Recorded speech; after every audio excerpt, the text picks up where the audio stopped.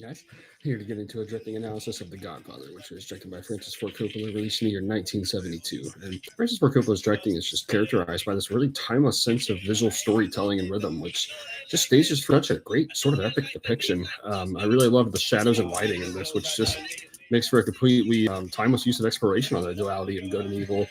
And the slow pace just builds a wonderful intention, and I love the suspense value of this whole project, which is just really carefully paced out, and it just reveals perfect world building and just all kinds of incredible character dynamics, a lot of loneliness, and a lot of like kind of power dynamic, kind of having a lot of struggle and all that.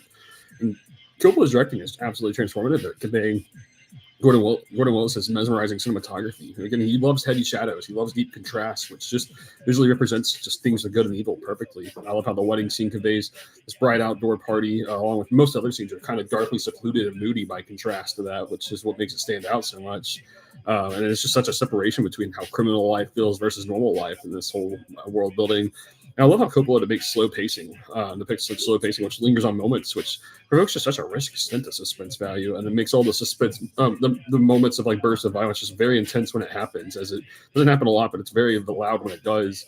And there's all kinds of complex character dynamics, a lot of power shifts, a lot of isolation, and that's what the whole project really seems fascinated by, just kind of observing power dynamic from an epic scope.